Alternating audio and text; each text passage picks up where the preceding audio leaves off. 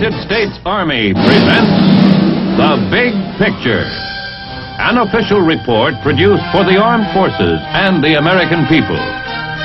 Now, to show you part of the big picture, here is Sergeant Stuart Queen. Last week, you saw the beginning of aviation, starting in the fields of Kitty Hawk, North Carolina. Today, we shall see part two of this three-part series, covering the era of General Billy Mitchell through to the supersonic aircraft of today. Brigadier General William Mitchell, who had had a distinguished war record, argued that the Mahan doctrine of sea power had been outmoded by the airplane and pleaded for a separate national air arm. He contended, in seeking a $60 million appropriation for Army Air Services, or about half the cost of a single battleship, that the United States could begin developing an air force which could hold mastery of both the air and the seas. Larry Bell was still with Glenn Martin when that resulted in Congress bringing about a test wherein one of the targets that we were supposed to sink or try to sink was the famous Friesland. This ship was anchored about 100 miles offshore, and 6 of the Martin bombers went out, each carrying a 2,000-pound bomb. They paraded over the battleship, and they dropped the 6 bombs, and only one hit it, and that was by mistake. The rest were timed to detonate at 100 feet below the surface, and it practically exploded the Friesland. At least it ripped the bottom of the ship from bow to stern, and the ship sank in 4 minutes. the nation accepted the airplane and tacitly agreed with its advocates. But there was still no federal provision for long-range planning and procurement. Nevertheless, a corps of designers and manufacturers stayed with the business. In the ceaseless drive to attain longer range and more reliable performance, the airplane, its engine, its components, and its instruments steadily were growing more complex. But the primary goal was speed. Roscoe Turner. I have maintained ever since that I've been flying that there's only one reason for flying, and that is speed. It's 1910 Curtiss, 49 miles an hour. 1910 White, 61 miles an hour. 1911 Wyman, 78 miles an hour. 1920 Moseley, 156 miles an hour. Maughan in 1922, 206 miles an hour. And 1925 Doolittle, 232 miles an hour. Jimmy Doolittle, a hell-for-leather pilot, whose own cold judgment was that he was essentially a technician. These record flights have a very real meaning. Competition has perhaps always been the greatest stimulus to improvement. A great many great men have contributed to aviation purely as specialists. Sperry, one of the greatest. Colonel Clark, who devised one of the first good airfoils. Sam Herron came along with his cylinders and his fuel, and then Frank Mach with his carburation devices and later fuel injection. Frank Caldwell with his propeller. Our earliest propellers were all wooden propellers, but they had several shortcomings. They were subject to atmospheric troubles, and they twisted out of shape in various climates. And they were also quite thick, so that at the high speed at which propeller tips operated, they were losing efficiency. One of the things which we did to overcome this was to develop a metal propeller, which first was a drop-forged aluminum alloy blade. Being very much thinner than the wooden ones, the efficiency was maintained in better condition. Sam Herron began working on aircraft engines as early as 1909 and shortly went to the Royal Aircraft Factory in England. I came to this country in 1921, and for the next 5 years was engaged in air-cooled cylinder development. It was really the air-cooled engine that made fuel development so necessary. The first move was to put tetraethyl lead in the existing gasoline. Later, the Air Force got the idea of adding the component that has the high end of the octane scale to the gasoline, and that eventually led to 100 octane gasoline. Frank Mach, the carburation and fuel control specialist. Our carburation work has always had to be a good bit like that of the Wright brothers, in the respect that we could get little guide from the textbook. The automobile carburetor, of course, was designed to operate on the level. The aircraft carburetors have to climb, dive, even fly upside down. Also, they have to go up an altitude where the air is thin. Mach, Hobbs, Sperry, Clark, Caldwell, Heron. The singular devotion with which these men and scores of other specialists pursued their particular fields leads H.M. Jack Horner, whose own specialty of aircraft production combined the fruits of all their labors, to say, That heritage of research, development, the background work that goes into aircraft has continued throughout the whole existence of aircraft and the great improvements that have come there too. Then, midway in the 20s, came two events that turned the course of American aviation sharply upward. First, the government adopted the recommendations of President Coolidge's Morrow Board. These called for a sustained aircraft procurement program built on the foundation of a privately operated and technically competitive aircraft industry.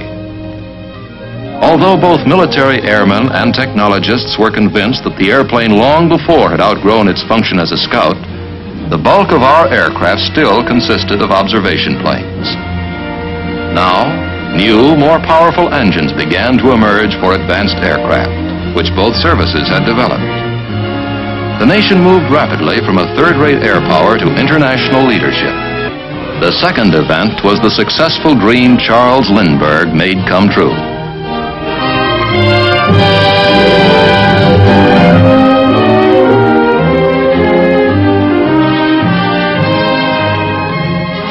In his single-engine Ryan monoplane, Lindbergh had flown the Atlantic non-stop to Paris. 2 weeks later, carrying Charles Levine as a passenger, Clarence Chamberlain flew the Atlantic and landed in Germany. First of all, we were trying to beat Lindbergh away. And second, we had to keep our plans a deep, dark secret because we had overheard Mrs. Levine say, if I thought my Charlie was going in that airplane, I'd burn it up. We finally got away about 6 o'clock in the morning on the 4th of June, 1927. The first 1,000 miles to Newfoundland was through with good weather. The only trouble was we had headwinds. And our tests on Long Island showed that we could fly for 40 hours at 100 miles an hour. Well, on the flight up to Newfoundland, we were only making 70 miles an hour. And 70 miles an hour for 40 hours is 2,800 miles. It was 3,200 to land on the other side, leaving the last 400 to swim. Well, fortunately, the wind shifted after we left Newfoundland, and as you see, we made it. The unusual engineering accomplishments of our American aeronautical industry began to bear fruit in the late 20s and early 30s. From a military point of view, for the first time, our various types of combat planes were unmatched abroad. Moreover, we found the solid beginning of commercial air transport. Two famous Army pilots, Carl Toohey Spots and Ira Aker, flew 7 days in 1929 without landing. The question mark flight was an endeavor to use refueling as a means of keeping the plane in the air for a long time. The driving inspiration behind it, I believe, was Ira Aker. The flight did prove that refueling was practical. General Aker remembers an incident that forecast the need for equipment which would permit line flying. In 1919, flying in the Philippines from Manila to Stotsenburg, our station at that time, I ran into a typhoon, and the rain was so heavy that I couldn't see the horizon. I fell in a spin, and only the fact that the Manila Bay was yellow and the rain was darker was I able to recover from the spin and fly home. To my surprise, I found for the first time that when you couldn't see, you couldn't fly. I described this to Lieutenant Longfellow, later General Longfellow in the Second World War, and we began some crude experiments by hanging a plumb bob down across the instrument board and by putting a carpenter's level on the longeron, and got so that with these two aids we could fly through cloud, through several thousand feet of cloud. 10 years after General Aker's Manila experience, Jimmy Doolittle, in association with the Sperry Company, tackled the problem. I made the first blind flight, the first completely blind flight, taking off under a hood, flying a prescribed course, and landing back under the hood without ever having seen out of the airplane. This doesn't sound very important now, but out of that came two instruments, the artificial horizon and the directional gyro, that are today standard equipment on every commercial airplane and every combat military airplane. The Great Depression had come. The industry was hard hit, but nevertheless new companies developed to meet the increasing complexity of the airplane and its growing use of metals, electronics, and automatic controls. Dutch Kindleberger departed from Douglas to take over North America. Companies were formed bearing the famous names Bell, Fairchild, Northrop, Beech, Cessna. A World War Navy pilot, Leroy Grumman, left civil engineering to enter aviation. We knew that a conventional airplane wouldn't get us an order. We finally ended up with the design of the first military fighter with retractable landing gear, for which we got a contract and which proved to be highly successful, having a speed far in excess of any current Army or Navy fighter of that time. The 30s also were the years in which each summer fierce competition was held to determine the best of the airplane breed. Proof of the individual airplanes, engines, and pilots came in the national air races. With thousands looking on, the legendary pilots raced. Doolittle, Hazlip, Turner, Whitman, Levere, Goulbach, Newman, Fuller, Jacqueline Cochran. And flyers still flew against the clock, across the continent, across the seas, and indeed around the world itself.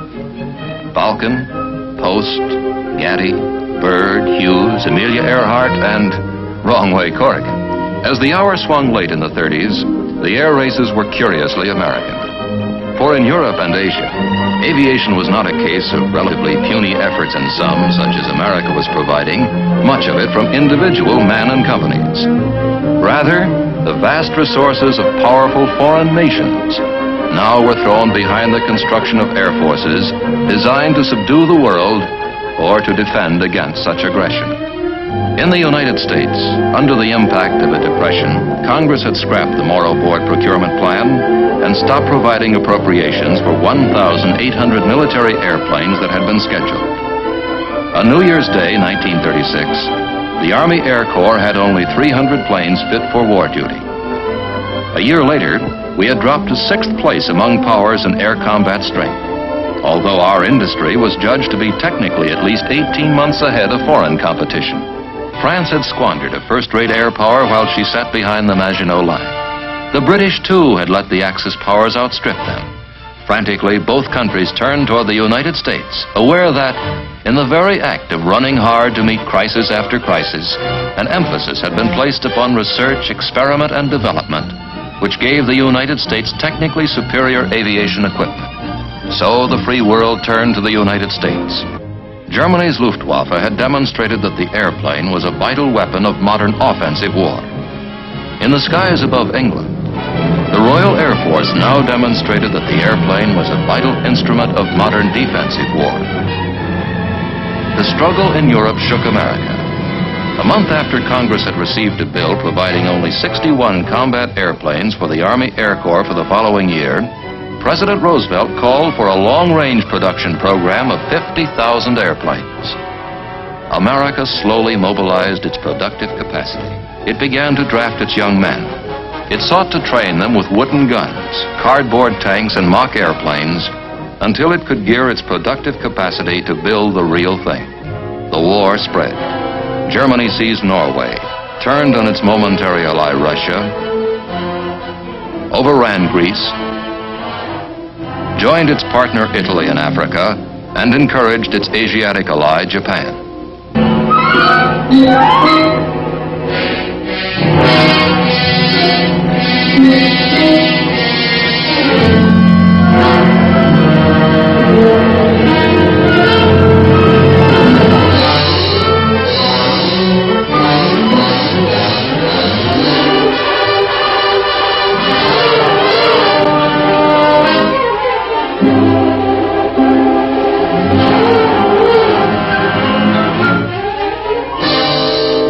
Nothing could have convinced the people of America more surely of the bitter nature of modern war than the sneak punch that Japan threw at Pearl Harbor. The nation fell to work to expand its token battle forces and its production into a great tide of men and machines. To train men and to equip them required long months, particularly in aviation. Immediately after the President's pronouncement in 1940, licenses were given to the automotive group largely to assist in the production schedules which lie ahead. Nevertheless, until the end of 1943, the equipment which actually saw service on the various fighting fronts all over the world were furnished entirely by the aeronautical industry, because it was a fact that it required 20 months to 2 years for the average automotive company to begin. With their momentum at full flood, the Japanese swept through the Pacific. Jimmy Doolittle and a little band of flyers carried the war home to them in a joint Navy-Air Force operation. I've frequently been asked, what was the purpose and what was the effect of the first Tokyo raid? Well, the purpose was to take the war to Japan, to show them that their island was not inviolate. The effect? Well, the effect was to cause them to divert some of their military strength that was needed in the South Pacific to the protection of the home islands.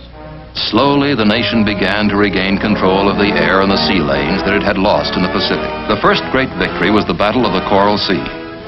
Captain Thatch, one of the Navy's ablest flyers and tacticians, remembers that battle and the subsequent Battle of Midway. In the Battle of the Coral Sea, for example, the dive bombers and torpedo planes and the fighters came in almost simultaneously, but the enemy concentrated on the dive bombers. At the same time, that let the torpedo planes in, and they did most of the damage. On the other hand, in the Battle of Midway later, the enemy fighters concentrated on the torpedo planes, and the dive bombers came in almost unmolested. I could see them coming down like a huge waterfall, and there were particularly no misses. They were the ones that did the job in the Battle of Midway. From their bases in England, American bombers began to strike at the heart of Germany under the direction of General Spaatz. Strategic bombing was one of the ways of winning the war. And our fighter operations, in a large measure, developed into covering operations for the bombers. In order to do that, we had to have the development that had taken place. Good radio, so the leader of the fighter outfits could not only talk to his own men, but be in communication with the bombers, and in turn get some guidance from ground control stations on the ground by radio. This resulted in a different type of fighting and a different type of operation. But it proved conclusively in World War II that the airplane had developed to such an extent that air warfare became a different war altogether than land and sea warfare. Wellwood Beale, a member of the team of designers who created the B-17, saw the airplane altered from a defensive to an offensive weapon. The conception of strategic air bombing was not fully developed at that point. Originally, for instance, the B-17 was built to protect our coast from an invading fleet, and hence it was called the Flying Fortress. But when we got to England, it was obvious that to use these bombers to the greatest advantage, that we would have to not only get the enemy's supply lines, but the places where he manufactured his military equipment. The British thought it would be easier to do it at night. They'd have much greater chance of success and would be less vulnerable to enemy fighters. And they called their bombing saturation bombing. They dropped large numbers of bombs on a large industrial area. The Americans, however, decided that with the B-17 and the B-24 that they could pinpoint a specific target. For instance, the ball bearing factory at Schweinfurt. In order to do the job properly, decided that it should be done at daytime, where their bomb sight was the most effective. At home, the United States had channeled its great energies and its vast technologies to produce in flood the goods of war. And now, with our allies, our integrated sea, land, and air combat team attacked.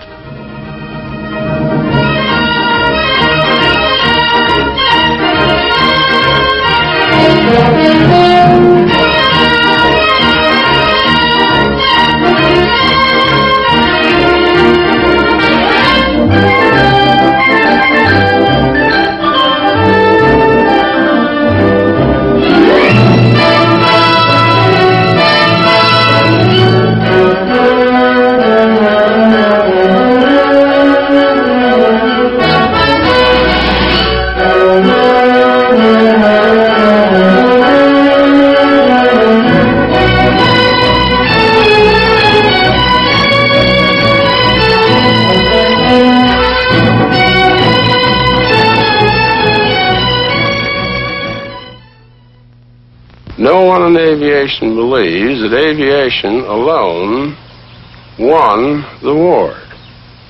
We do believe that the war might not have been won by ourselves and our allies, except that we had control of the air. In the war's closing hours, Germany had employed guided missiles brutally, but without decisive effect. Simultaneously, England and Germany had put a few airplanes in the air powered by a radical new type of engine, the jet turbine. The jet became really important in aviation. The accumulated engineering know-how that this country had built up with its piston engine equipment suddenly became very much less important. This event was really a great leveler in engineering background and potential for all countries. And we had to start over again to try to regain the supremacy which we had in World War II. In their march across Germany, Russia had seized Germany's military tools and designs and many of the engineers who were developing the jet. The Russians now increasingly saw the Allied victory in which they had been a partner as largely their own. The Western world was either bled white by the war or demobilized. Russia and its communist allies alone kept their armies intact. Their whole creed was one of force, and they began imposing that force on Poland, Bulgaria, Romania, and Czechoslovakia. Russia's abrupt belligerence forced this country's attention upon the air power we had let melt away. For the third time in little more than a generation, the nation set about building a modern air arm. This one to be shaped around the fantastic speeds the gas turbine engine provided. Then, in 1948, when the Russians sealed off the land corridors leading to western Berlin, the United States, England, and France countered with the famous Berlin airlift. From their bases outside the Iron Curtain, a steady stream of airplanes flew night and day, supplying West Berlin's 2 million residents with food, fuel, and medicine. Finally, the communists capitulated and reopened the land corridor. Then, they sent their minions into war in Korea. There, the United Nations chose to stand and fight. It was a strange, bitter, circumscribed war. The Air Force's prime striking weapon, its Strategic Air Command, was ruled out of bounds. The first sustained jet combat in history took place in a quadrangle of sky up to 40,000 feet above the Earth, but always south of the Yalu River. Russia sent aloft a first-rate jet fighter, the MiG. Only the Air Force's Sabre from the United Nations array of fighter planes could match it. It was a war in which transport airplanes flew 7,000 miles to deliver materiel and to return sick and wounded men. And it was a war in which the helicopter, with its ability to fly standing still and land anywhere, did a multitude of jobs. Among them, transporting literally thousands of wounded from the battlefield to rear area hospitals for prompt surgical attention. Under the impact of Korea, the nation had begun again to turn out modern aircraft in quantities. Monday Peel, the chairman of the Industries Association. That we as an aircraft industry are at the present time turning out about 14,000 airplanes. At the moment, we are a healthy industry. We have to pour back a tremendous amount of funds into research and development, funds that we earn when we make the airplanes. This is a very healthy thing. It creates competition. We want competition.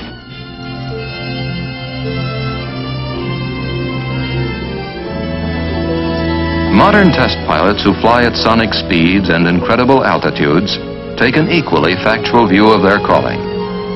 Tex Johnston sums up his philosophy after putting the J-57-powered B-52 through its paces. After 12 years of testing, 10 years in the jet field, involving the first jet airplane to fly in this country, the P-59, the first rocket airplane to fly in the United States, the X-1, incidentally the first airplane to fly faster than the speed of sound, the B-47, the B-52.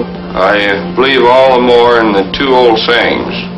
First, that one test flight is worth 1,000 expert opinions, and the other one for the flyboys, altitude above you and runway behind you will never do you any good. Chuck Yeager, the first man to fly through the sonic barrier, and Bill Bridgman, a test pilot who has flown almost twice the speed of sound and has piloted a plane at an altitude of 79,000 feet, discussed their calling in language peculiarly their own. Certainly enjoyed the work. I think launching's the only safe way to get into that kind of flying. It's a heck of a lot safer than takeoffs, that's for sure. Yeah, and you burn so much fuel when you take off before you get up to the altitude where the airplane could drop you. And I personally think that's the most fun involved in a flight is when the guy cuts you loose, you're just hanging there for a minute, just like on a roller coaster. And so the airplane has evolved from the Wrights, whose first flights at Kitty Hawk were at speeds hardly faster than an athlete can run, to speeds today where the Bridgmans, the Yeagers, and the Johnstons travel faster than a bullet. Horizons far beyond today's achievements still beckon.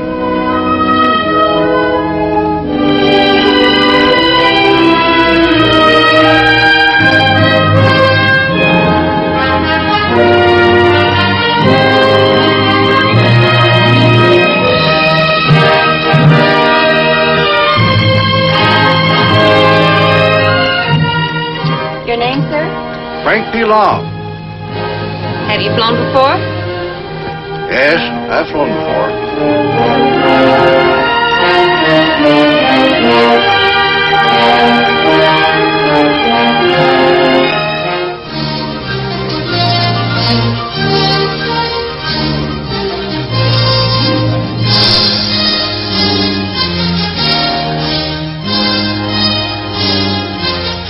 The Big Picture is an official report for the armed forces and the American people. Produced by the Army Pictorial Center. Presented by the Department of the Army in cooperation with this station.